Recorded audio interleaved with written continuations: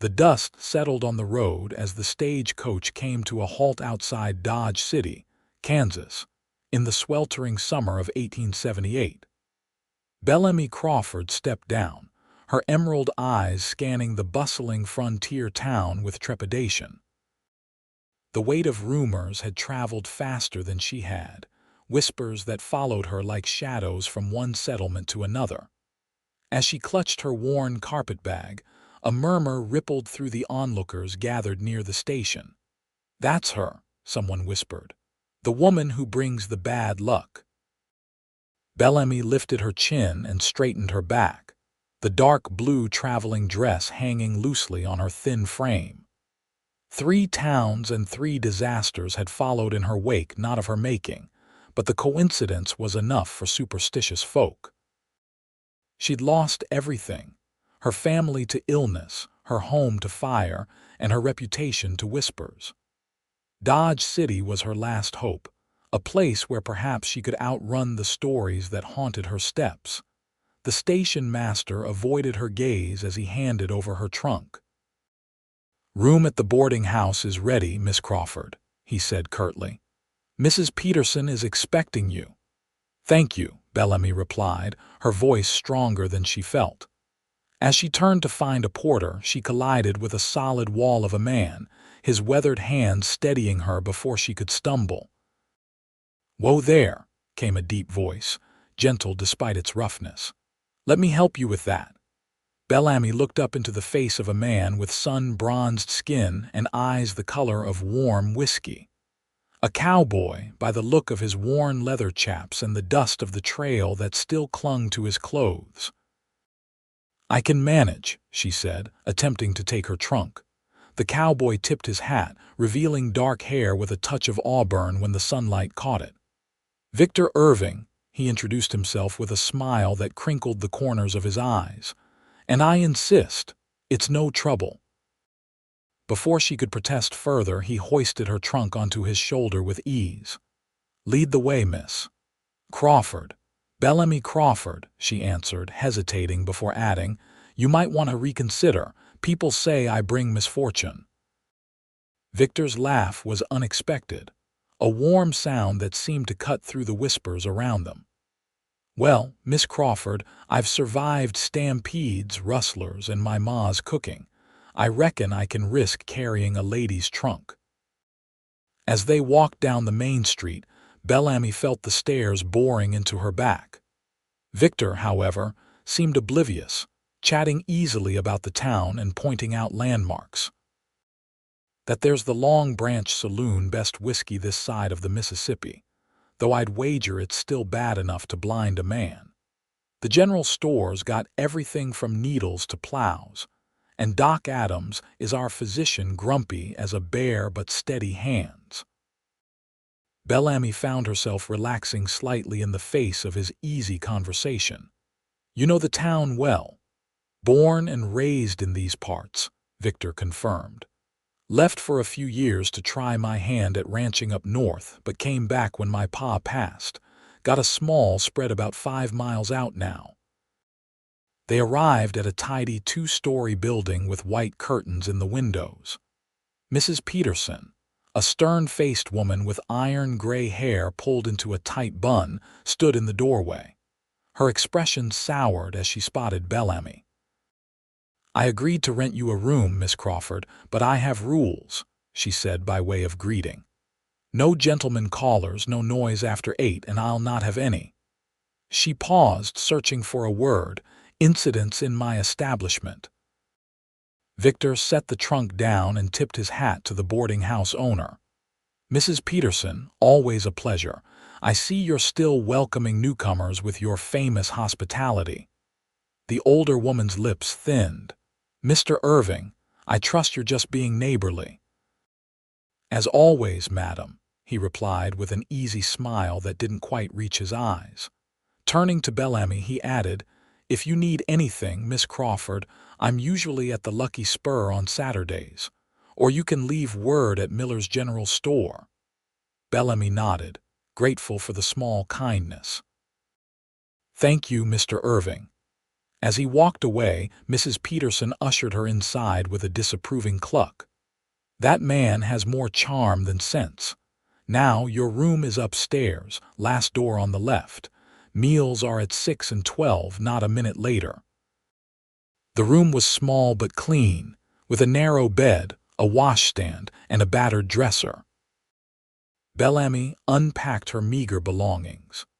2 dresses, a nightgown, a hairbrush, and a small wooden box containing her mother's cameo brooch and the newspaper advertisement that had brought her to Dodge City, a call for a school teacher. Tomorrow, she would meet with the town council about the position. Tonight, she would try to sleep, despite the weight of a town's suspicion pressing down on her. 3 days later, Bellamy stood in front of 12 eager faces in the one-room schoolhouse at the edge of town. Despite the initial resistance from some council members, her impeccable references from her teaching days in St. Louis had secured her the position. The chairman had been blunt. They were desperate, having lost their last teacher to marriage, and she was qualified. "Good morning, children," she said, her voice steady despite her nerves. "I am Miss Crawford, your new teacher." A small girl in the front row raised her hand immediately. "Are you really cursed, Miss Crawford? My pa says you brought the tornado to Wichita." Bellamy's heart sank, but she maintained her smile. "No, Annie, I am not cursed. Sometimes bad things happen, but they're not because of any one person." "My ma says," a boy began, but Bellamy interrupted gently. "In this classroom we will focus on facts, not rumors. Now, please open your readers to page 10. The morning progressed smoothly, but as the children filed out for lunch, Bellamy noticed a group of mothers waiting, their faces set in suspicious frowns. She squared her shoulders and stepped outside to greet them. "Ladies," she said with a nod. "Your children are bright and attentive. You must be very proud." "We're here to make something clear, Miss Crawford," said a tall woman with a severe bun. "First sign of trouble and you'll be on the next stage out." "I understand your concern, Mrs. Winters. Sarah Winters, Mrs. Winters," Bellamy continued, "but I assure you I'm just a teacher who wants to do her job." Another woman stepped forward, her face pinched. "3 towns you've been to, 3 disasters followed. That's no coincidence." "That's enough, ladies," came a familiar voice. Victor Irving approached, leading his horse by the reins. "Miss Crawford is new to town and deserves the same courtesy as any other newcomer." "This isn't your business, Irving," Mrs. Winters retorted. "When folks start forming mobs in broad daylight, it becomes everyone's business," he replied calmly. "Besides, I'm on the school board now. My ranch hand's boy is starting next week." This was news to Bellamy, who hadn't seen him at the council meeting. "Since when?" demanded Mrs. Winters. "Since yesterday. Mayor Thompson thought it'd be good to have someone representing the outlying farms," Victor said smoothly. "Now, I was hoping for a word with our new teacher about some books I'd like to donate." The women dispersed reluctantly, throwing distrustful glances over their shoulders. When they were out of earshot, Bellamy turned to Victor. "Thank you, but you didn't have to lie." Victor's grin was unrepentant. "Who says I'm lying? I had a meeting with Thompson this morning, though the book donation part might have been a bit of embellishment." Despite herself, Bellamy smiled. "And do you have a ranch hand with a school-aged son?" "I do indeed. Miguel's boy, Carlos, is 7 and smart as a whip." He glanced at the schoolhouse. "How's your first day been, aside from the welcoming committee?" "The children are wonderful," Bellamy said sincerely. "And most have been too curious to be afraid." "Children generally have better sense than their parents," Victor observed. "Listen, there's a social at the church this Saturday. Might be a good chance for folks to get to know you properly, rather than just believing tall tales." Bellamy hesitated.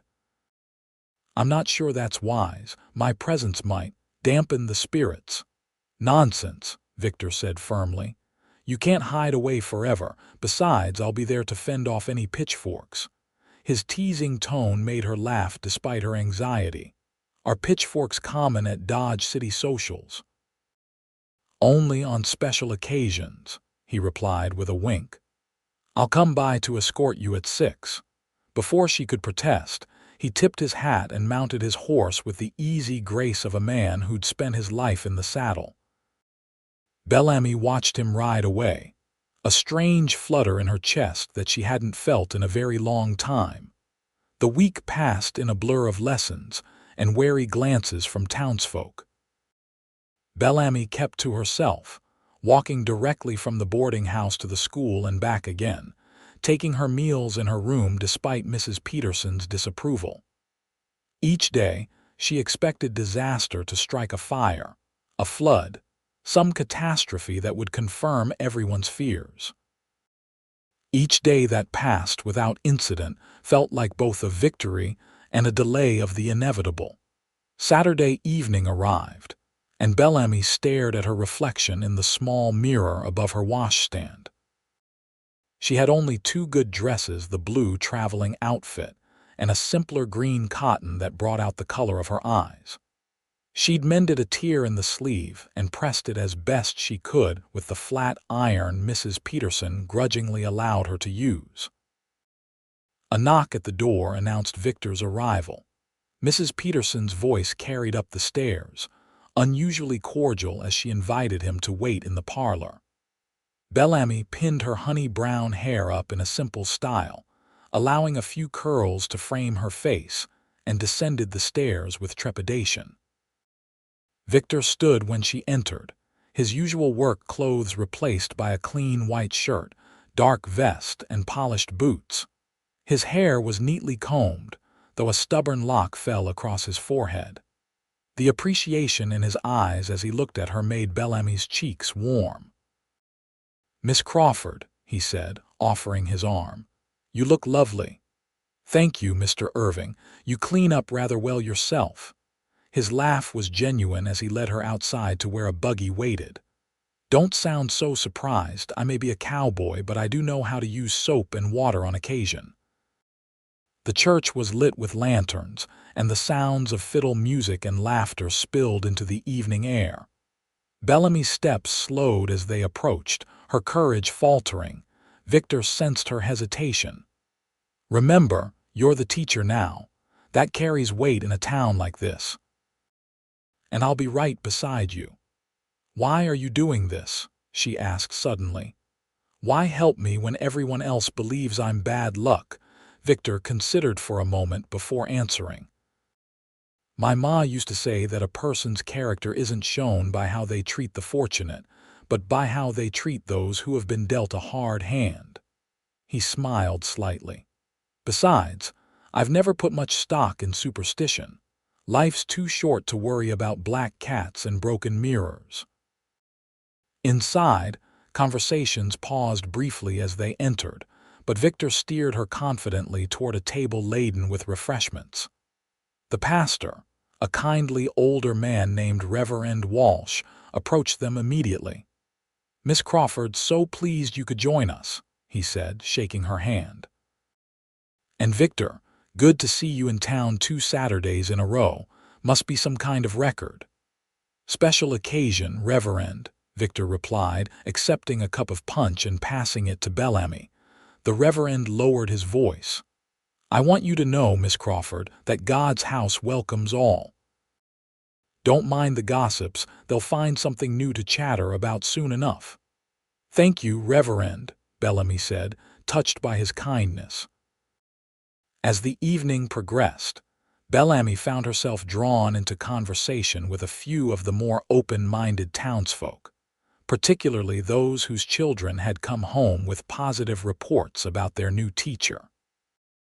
Victor remained nearby, occasionally joining in but mostly ensuring she wasn't left alone to face any hostility. When the fiddler struck up a lively reel, Victor extended his hand. "May I have this dance, Miss Crawford?" Bellamy hesitated. "I'm not sure that's wise." "Most enjoyable things rarely are," he countered with a grin. The dance floor cleared slightly as they took their positions, but Victor acted as though they had all the space in the world. He was a surprisingly graceful dancer, guiding her through the steps with confidence. By the end of the song, a few other couples had joined them, and Bellamy found herself genuinely smiling for the first time in months. As they walked back to the refreshment table, a crash of thunder shook the building. Rain began to pour down in sheets, pounding against the church roof and windows. The room fell silent, all eyes turning to Bellamy. Mrs. Winters was the first to speak. It was clear skies all day, not a cloud to be seen until she arrived. Murmurs of agreement rippled through the crowd. Bellamy felt the familiar weight of accusation settling on her shoulders. "Actually," came a gruff voice from near the door, "storm's been brewing from the west all afternoon." The sheriff, a weathered man with a gray mustache, stepped forward. "Saw it coming in when I was riding back from the Watson place. Would have hit whether we were dancing or sleeping." Victor nodded. "Sheriff Bradley's right. I noticed the clouds when we were driving over. Nothing unusual about summer storms in Kansas." Though some looked unconvinced, the tension in the room eased. The fiddler struck up another tune and conversations gradually resumed. Victor leaned close to Bellamy. "See, not everything that happens is because of you." "But enough has been," she replied softly. "In St. Louis, there was a fire at the school the day after I was hired. In Topeka, a flood washed out half the town 2 weeks after I arrived. And in Wichita." "The tornado," Victor finished. "But those are all things that happen in those places regularly.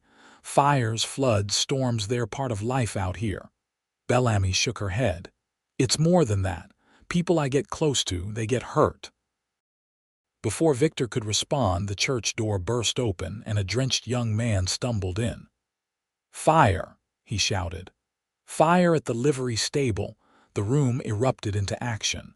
Men grabbed their coats and rushed outside. Women organized buckets and blankets. In the chaos, Bellamy stood frozen, her worst fears confirmed. This was her fault, another disaster following in her wake. Sheriff Bradley began shouting orders, organizing a bucket line from the water pump to the stable. Victor touched Bellamy's arm. "Stay here," he said, then joined the men rushing into the downpour. But Bellamy couldn't stay still. This was her doing, and she couldn't hide while others fought the consequences. She grabbed a shawl left on a chair and ran out into the rain. The livery stable was engulfed in flames despite the downpour, the fire having caught in the dry hay before the rain began. Men were leading panicked horses out while others passed buckets frantically.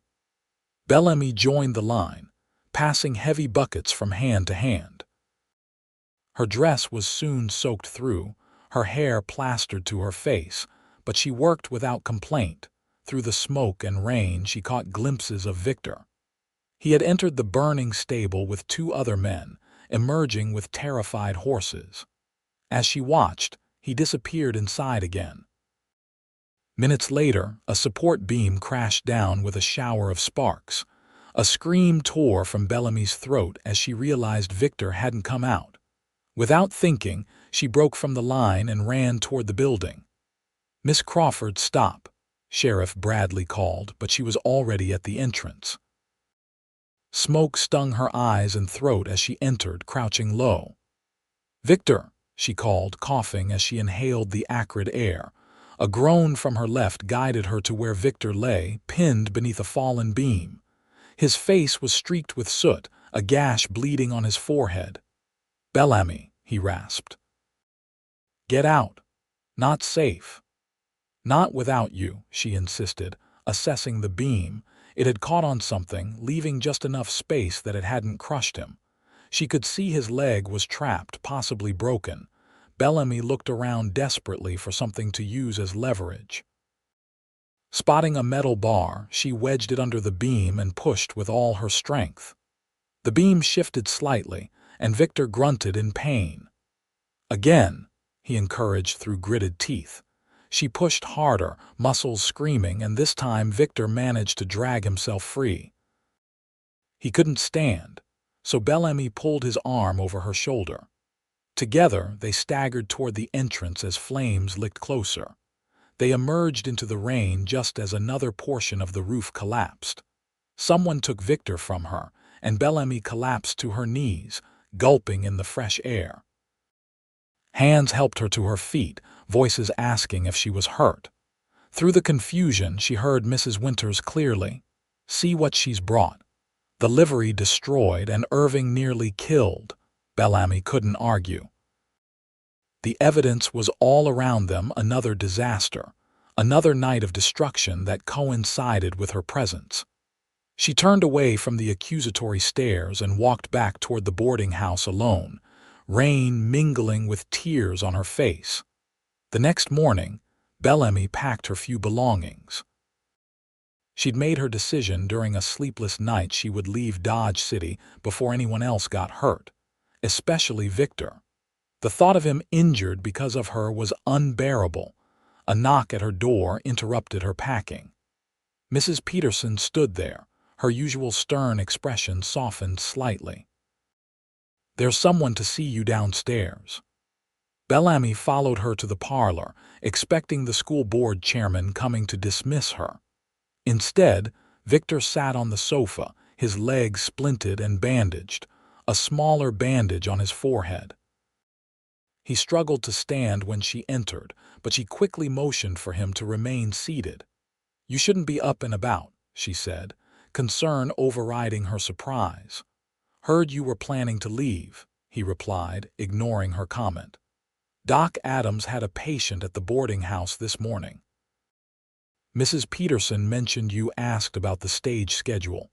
Bellamy nodded, unable to meet his eyes. "It's for the best." "Is it? Or are you just running again?" Her head snapped up at that. "I'm not running. I'm trying to protect this town to protect you." Victor's expression softened. "Bellamy, the fire wasn't your fault. It was Joe Miller's careless nephew smoking in the hayloft. Sheriff Bradley found the evidence this morning." "Even so, everywhere I go, bad things happen," Victor finished for her. "Because bad things happen everywhere all the time." "It's life, Bellamy, not some curse." She shook her head stubbornly. "You don't understand. My parents died of fever just weeks after I moved back home to care for them. My fiancé was thrown from his horse the day after he proposed. The school incident. Louis, the flood in Topeka. And if you hadn't been in those places, do you really believe none of those things would have happened?" Victor asked gently.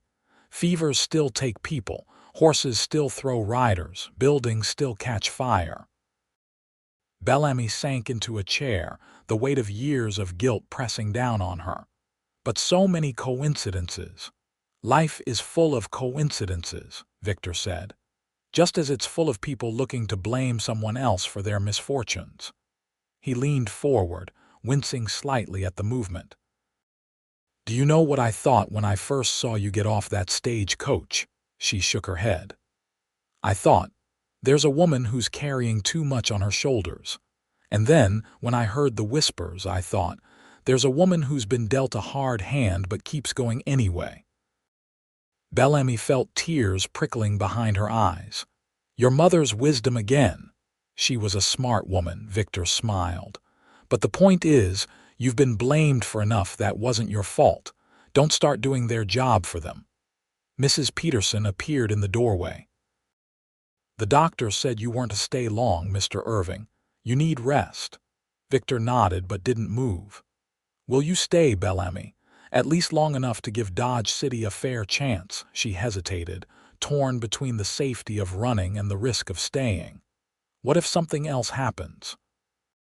"Then we'll face it together," he said simply. "But consider this: last night, you ran into a burning building to save me. That doesn't sound like bad luck to me. That sounds like the best kind of fortune a man could have." The sincerity in his eyes made something shift inside her, a crack in the wall of fear she'd built around herself. "I'll stay through the end of the school term," she conceded. "But if anything else happens, then we'll deal with it," Victor repeated firmly. "That's all any of us can do." As he struggled to his feet, Bellamy moved to help him. For a moment they stood close enough that she could see the flecks of gold in his brown eyes. Then Mrs. Peterson cleared her throat pointedly, and the moment passed. "I'll see you at church tomorrow." Victor asked as he limped toward the door. Bellamy nodded, a small smile forming despite her reservations. "I'll be there." The weeks that followed brought an uneasy truce between Bellamy and the town. The revelation that the fire had been caused by careless smoking rather than her curse had softened some attitudes, while her bravery in saving Victor had impressed others. The children adored her teaching methods, bringing home enthusiastic reports that gradually won over their parents. Victor visited the schoolhouse often, initially under the pretense of school board business, but soon dropping even that thin excuse. He brought books for the children, fresh apples from his orchard, and once, a kitten that had been orphaned at his ranch. The children named it Lucky, a small irony that made Bellamy smile. As his leg healed, Victor began inviting Bellamy for Sunday drives after church.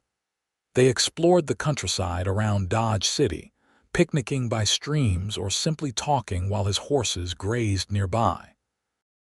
She learned that he'd lost his mother to consumption when he was 16, that he'd worked cattle drives to Montana before settling back on his family's modest ranch, that he played the harmonica but only when he thought no one was listening. In turn, she told him about growing up in St. Louis, about her dreams of being a teacher since childhood, about the brief engagement that had ended with tragedy. Each revelation was a stone removed from the wall around her heart. Each confidence shared a step toward trusting again. By mid-October, as the leaves turned golden and the air grew crisp, Bellamy realized with a start that she'd begun to think of Dodge City as home. The stagecoach that could take her away passed through town each week, but she no longer watched it with longing. More surprising still, she hadn't had a nightmare about disasters in over a month. On a particularly fine autumn Saturday, Victor invited her to visit his ranch. "Nothing fancy," he warned as he helped her into his buggy. "But the aspens on the North Ridge are turning gold, and I thought you might like to see them." The Irving ranch lay nestled in a small valley, protected from the worst of the prairie winds by gentle hills. The main house was modest but well-maintained, with a wide porch and windows that caught the morning sun. A bunkhouse, barn, and corral completed the central buildings, with pastures stretching beyond. "It's lovely," Bellamy said sincerely as Victor helped her down from the buggy. "It was my mother's pride," he replied, a touch of melancholy in his voice. "She planted those cottonwoods by the creek and insisted on the flower beds, even though Pa said they were impractical."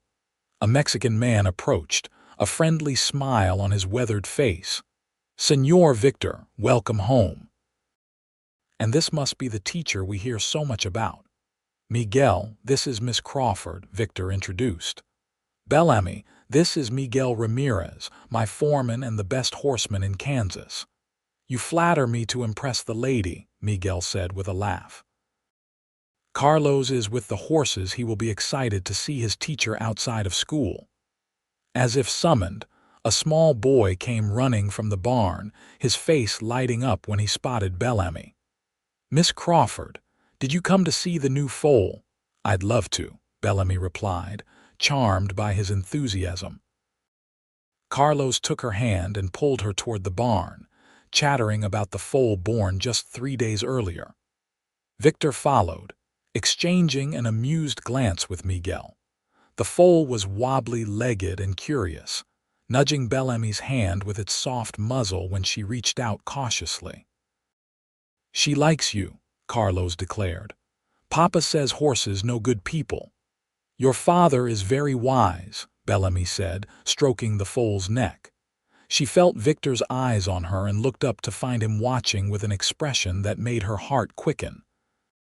After showing her the horses, Victor took her on a tour of the ranch, pointing out improvements he'd made and changes he planned. His pride in the land was evident in every word, every gesture. "My father always said we were just borrowing this land," he told her as they stood on the north ridge, looking down at the valley below.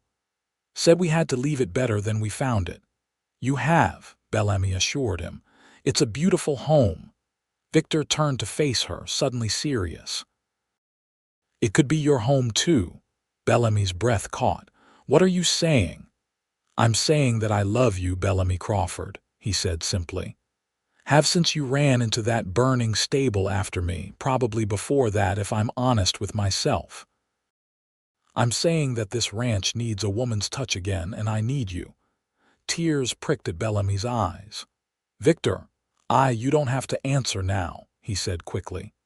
"I know it's sudden, and I know you've had your share of heartache. But I want you to know that whatever the town says about luck, good or bad, I've never been more fortunate than the day you stepped off that stagecoach." Bellamy thought of all the places she'd fled, all the disasters she'd blamed herself for, all the happiness she'd denied herself out of fear. And then she thought of the past months of Victor's steadfast belief in her, of the gradually warming acceptance from the town, of the sense of belonging she'd begun to feel. "Yes," she said, her voice stronger than she expected. "Yes, Victor, I love you too." His smile was brilliant as he closed the distance between them, taking her face in his hands with infinite gentleness. Their first kiss was tender, a promise exchanged on a hilltop with golden leaves swirling around them. When they returned to the ranch house, Miguel took one look at their clasped hands and beaming faces and broke into a wide grin.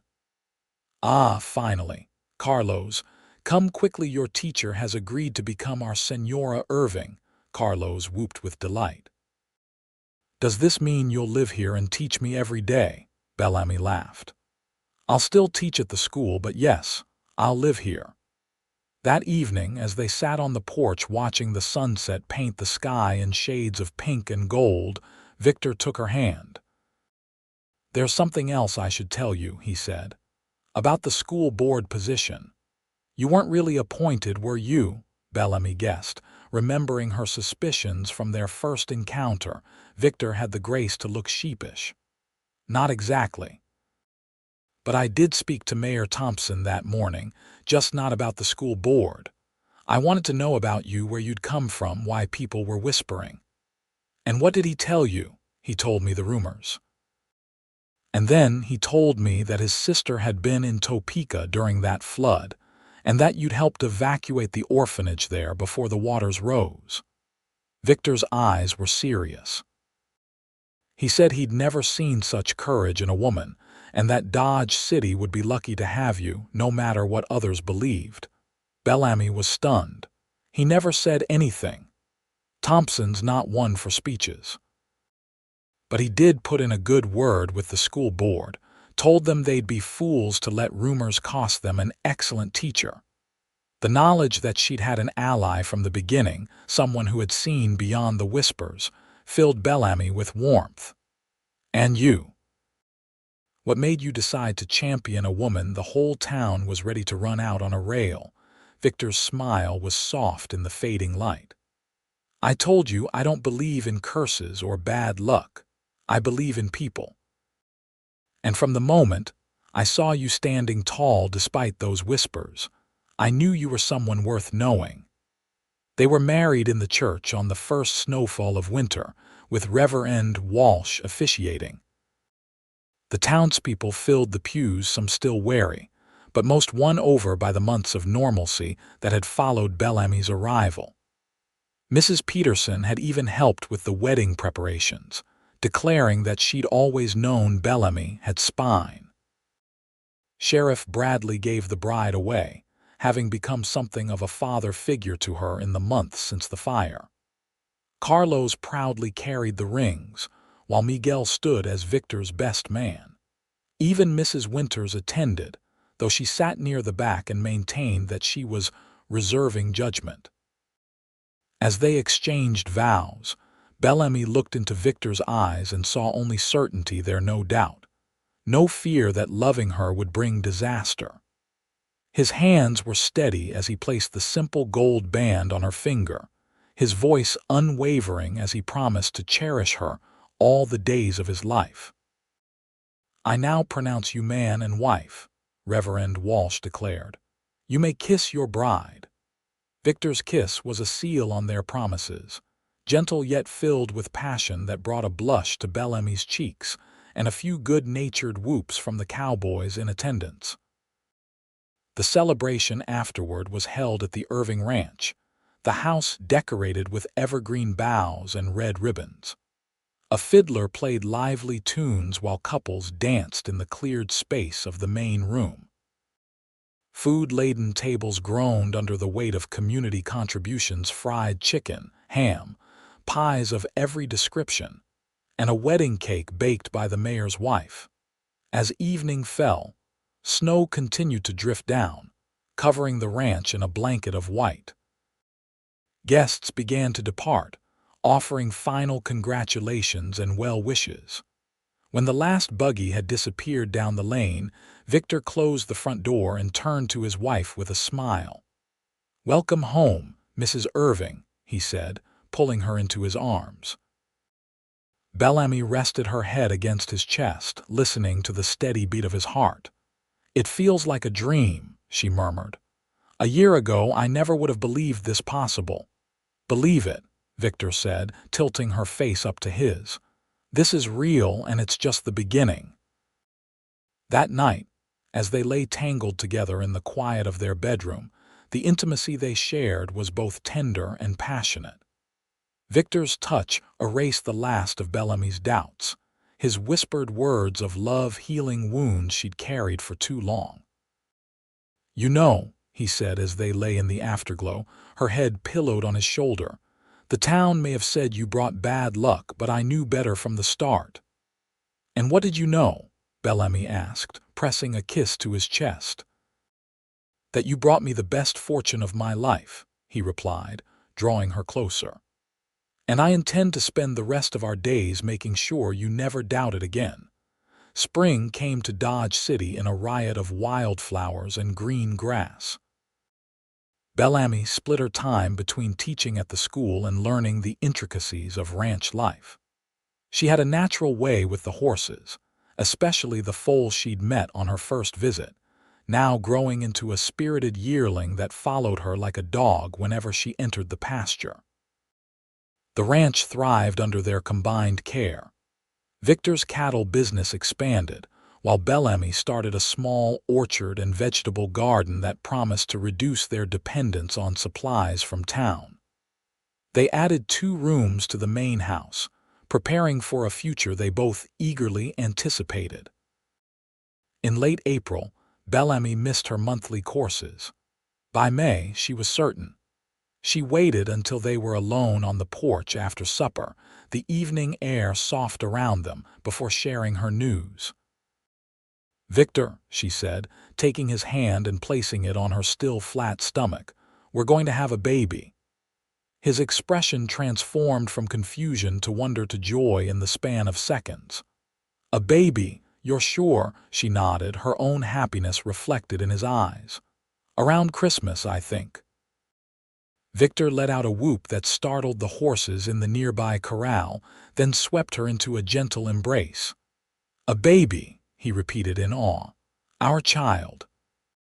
As her pregnancy progressed, Bellamy continued teaching, refusing to give up the work she loved until the school board insisted she take leave for the final months.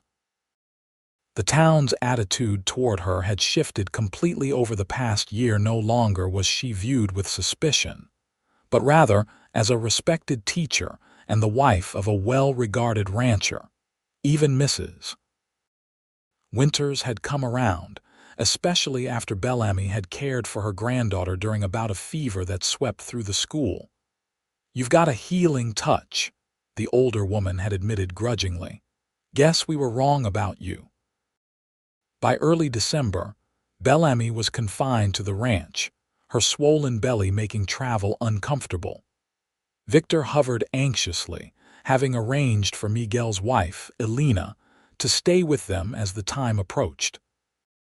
Doc Adams promised to come at the first sign of labor, and several of the ranch hands were designated as messengers in case of emergency. The baby arrived on Christmas Eve, after a long labor that left Bellamy exhausted but triumphant. Victor paced outside until Elena finally called him in to meet his son, a healthy, robust boy with a shock of dark hair and his father's determined chin. "Benjamin," Bellamy whispered as Victor sat beside her on the bed, cradling their son with tears in his eyes. "After my father." "Benjamin Victor Irving," he agreed, his voice thick with emotion. "He's perfect, Belle. You're perfect." As if to punctuate his father's words, Benjamin opened his eyes the same warm, whiskey brown as Victor's and gave what might have been a tiny smile. The following spring, as Benjamin grew strong and curious, a letter arrived from St. Louis. It was from the administrator of a girls' school where Bellamy had once taught, informing her that a former student had left her a bequest in her. A sum of money intended to establish a scholarship in Bellamy's name. "She credits you with saving her life," Victor read aloud, sitting beside Bellamy on the porch while she nursed Benjamin. "Says your encouragement gave her the strength to overcome her circumstances." Bellamy blinked back tears. "Margaret Thompson." She was so bright, but her father didn't believe in educating girls beyond the basics. "I helped her apply for a position as a companion to a wealthy widow who supported her continued studies." "You see," Victor said gently. "All those coincidences, you worried about the bad things that happened near you, but you never counted the good you brought into people's lives." Bellamy looked down at her son, then out at the ranch that had become her home. "I was so consumed by fear that I couldn't see what was right in front of me.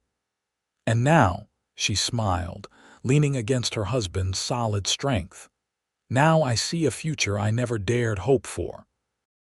3 years later, on a warm summer evening, Bellamy sat on a quilt spread beneath the cottonwood trees by the creek. Benjamin, now an energetic 3-year-old, was attempting to catch fireflies with Carlos, who at 12 had appointed himself the young boy's protector and mentor. Nearby, Victor cradled their 6-month-old daughter, Grace, who had her mother's honey-brown hair and curious green eyes. The ranch had prospered beyond their expectations. Victor's innovative breeding program had produced cattle more resistant to the harsh prairie winters, while Bellamy's orchard now supplied fruit to several businesses in Dodge City. They had built a small schoolhouse on the property where Bellamy taught the children of their ranch hands and neighboring farms during the winter months when travel to town was difficult. More important than their material success was the community they'd built. The Irving Ranch had become known as a place of welcome, hosting gatherings that brought together people from town and countryside, from different backgrounds and walks of life. The whispers that had once followed Bellamy had long since been replaced by respect and genuine affection.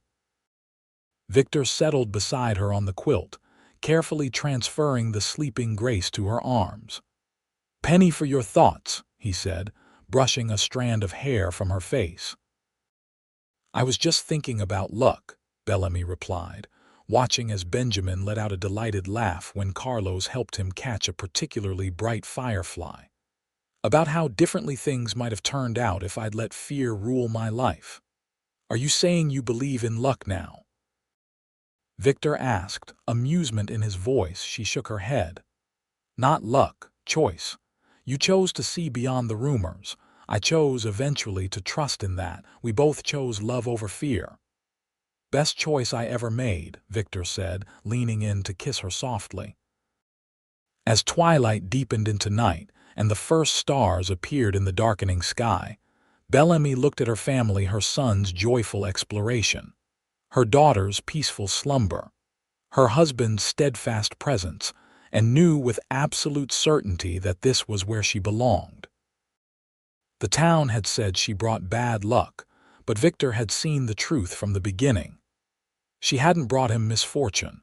She'd brought him partnership, love, family, and joy. And he had given her the greatest gift of all, the courage to believe in herself again.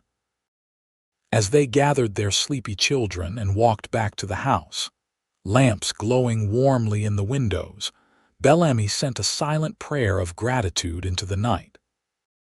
For the man who had seen beyond her reputation, for the home they had built together, and for the life that had finally taught her that sometimes the greatest fortune comes disguised as something else entirely. 5 years later, the Irving family had grown again with the addition of twin boys, Samuel and Joseph, now toddling about with the determined energy unique to 2-year-olds. Benjamin, at 8, was a thoughtful boy who shared his mother's love of books and his father's affinity for horses. Grace, at 5, was already showing signs of being a natural teacher, patiently explaining things to her younger brothers with serious concentration. The ranch had expanded to include additional grazing land purchased from a neighboring property. A new, larger schoolhouse stood where the original small one had been, accommodating the growing number of children from surrounding farms. Bellamy now had an assistant teacher, a young woman who had been one of her first students in Dodge City. Victor's reputation as a cattleman had spread throughout the region, bringing visitors from as far as Chicago seeking his advice on breeding and land management. Though he was occasionally invited to speak at agricultural meetings in larger cities, he rarely accepted, preferring to remain close to his family and the land he loved. On a crisp October morning, as the family gathered for breakfast, Benjamin looked up from his plate with curiosity in his eyes. "Pa, is it true you married Ma because everyone else thought she was bad luck?" Victor nearly choked on his coffee. "Where did you hear that?" Billy Thompson said his grandma told him Ma brought bad luck to 3 towns before coming here, Benjamin replied. "He said you were the only one brave enough to court her." Bellamy exchanged a glance with Victor, seeing the same mix of amusement and concern she felt. They had never hidden her past from their children, but had waited for the right time to explain the full story. "Your mother didn't bring bad luck to anyone," Victor said firmly. "People sometimes fear what they don't understand, and they look for someone to blame when bad things happen. Like when Samuel said the cookie jar broke by itself, but really he and Joseph knocked it over." Grace asked with the seriousness of a child applying new knowledge. Bellamy smiled. "Something like that. Before I came to Dodge City, I lived in places where unfortunate things happened: a fire, a flood, a tornado. Some people thought I caused these things, but they were wrong. And your pa," she continued, reaching for Victor's hand across the table, "was kind enough to see past those rumors and judge me for himself." "I wasn't being kind," Victor corrected, his eyes warm as they met hers. "I was being selfish. I wanted to know the woman with the emerald eyes who held her head high despite the whispers." Benjamin considered this, then nodded as if satisfying himself. "Well, I'm glad you didn't believe them, Pa. Otherwise we wouldn't be here." "That's right," Victor agreed. "And that would have been the worst luck of all." After breakfast, while the children went about their morning chores, Bellamy and Victor walked together to check on a mare about to foal. The autumn sunlight gilded the landscape, highlighting the red and gold leaves of the trees Bellamy had planted along the lane. "You handled that well," she said, slipping her arm through his. "I've been wondering when the children would start hearing the old stories." "They were bound to eventually," Victor replied. "But they'll make up their own minds just as I did. and they have the advantage of knowing the real you, not just rumors. They reached the barn, where Miguel was already attending to the mare. He nodded a greeting as they entered. "She's close, but no problems expected. A fine addition to your stock, I think." While Victor discussed the mare's condition with Miguel, Bellamy walked to the stall where her special favorite stood, the foal she'd met on her first visit to the ranch, now a magnificent mare with a gentle disposition. The horse nuzzled her hand affectionately. "Lady Luck," Bellamy murmured the name they'd given the mare, a private joke between her and Victor. "Your namesake is about to become a mother too." Victor joined her, slipping an arm around her waist. "Miguel says we have a few hours yet. The children are occupied with their lessons. Perhaps we could take advantage of the rare quiet." The suggestion in his voice made Bellamy smile. 10 years of marriage had not dimmed their desire for each other.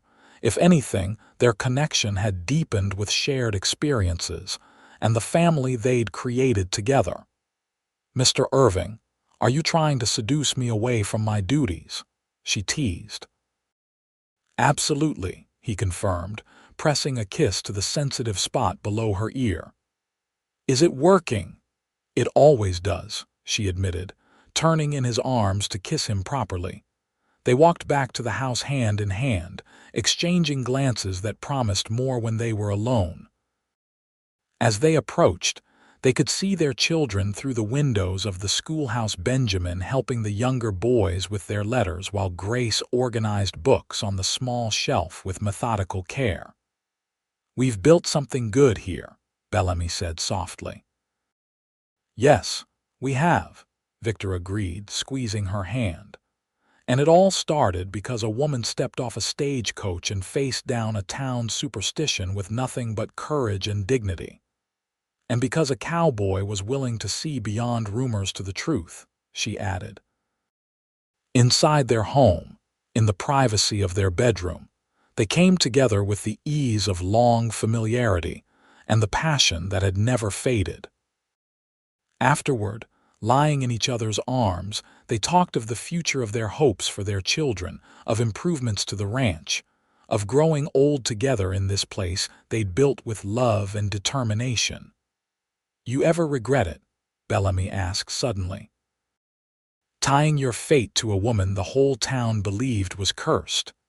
Victor propped himself up on one elbow, looking down at her with the same warmth that had first melted her defenses all those years ago.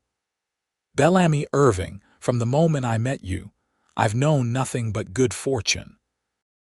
A beautiful wife, 4 incredible children, a prosperous ranch. If that's what comes from loving you, then I'll gladly accept the curse." She laughed, pulling him down for another kiss. "The town said I brought bad luck," she whispered against his lips, "but you always knew better."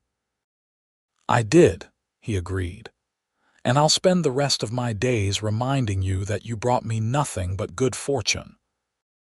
Outside their window, the wind carried the sounds of their children's laughter, the nickering of horses in the barn, the distant lowing of cattle in the pastures, all the music of the life they'd created together.